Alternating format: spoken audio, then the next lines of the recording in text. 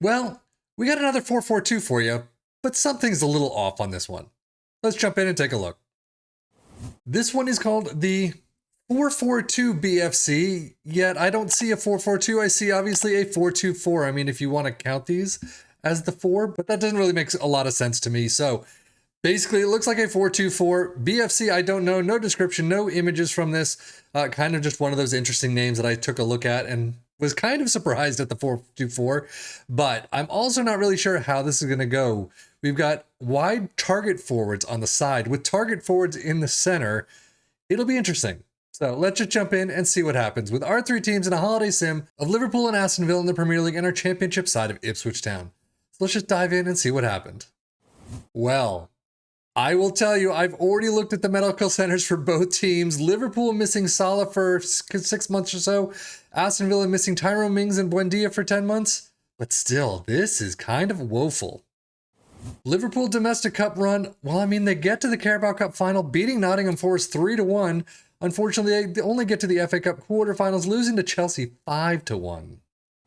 And out in the quarterfinals of the Europa League against FC Copenhagen. So only really one good spot on this season, I guess. And yeah, definitely not expecting a lot in the green here, but we start out with 25 goals for Nunez, Jota with 18, assists 13 for Cody Gakpo, Dominic Szoboszlai with 12, and then average rating, Salah gets a 7.24, even only with 24 plus 4 appearances. Aston Villa, on the other hand, lose out immediately in both the Carabao Cup third round 0-2 to Man City and 1-2 in the FA Cup third round to Crystal Palace. They do somehow make it all the way to the quarterfinals of the Conference League, but lose out to Sporting in the end. So yeah, this was a pretty abysmal season all in all. Quarterfinals, sure, it's okay, but still, a trophy you've won 1,000 times before. And yeah, only 2 real in the green, but goals, Diaby with 15, 14 for Zaniolo, assists, not even 13, but 9 for Zaniolo. And then average rating, Digne with a 707 with 14 plus 18 starts. Martinez gets a 703. So yeah, the data hub for these two teams is going to be fairly abysmal. No question about it. Only 1.76 goals per game, 1.29 conceded, 1.68 XG against for Liverpool. And that's pretty bad. And of course, Aston Villa, even worse. I mean, look at that defensive piece. Wow. But goals per game, only 1.05, 1.92 conceded, 2.14 XG against. Ouch. So yeah, Premier League stats, we are definitely starting here. Liverpool drawing in 5th place with 1.66 points per game. Aston Villa all the way down in 18th, relegation zone, 0.84. But on to the heart of the matter with the Premier League stats. Liverpool with most goals in 6th place with 67, most possession in 8th with 52, fewest conceded in 6th with 49, most shutouts, Liverpool in 4th with 12. Most tackles won, Aston Villa do make the tops with 984, 941 for Liverpool. And then most shots for Liverpool in 6th with 463, Aston Villa with 420. So championship side of Ipswich, I don't expect too much from this. And 19th place, yeah, 47 points, 72 goals is up there, but overall not great. Somehow Ipswich makes it out of the Carabao Cup first round in penalties, of course, but they get to the second round against Newport County and lose 0-2. FA Cup third round losing 4-1 against Oldham. So yeah, ouch. That's all I'm going to say. At least they didn't get relegated, I guess. Only 1 in the green, and that's the wonderful Leif Davis. But goals, 20 for Hurst, Chaplin with 15, assists 9 for Davis, Chaplin with 8. And then average rating, of course, Leif Davis, like I said, 704. But where's George Hurst? Only a 694? Wow. And of course, here for the championship stats, 19th place Ipswich, 1.02 points per game.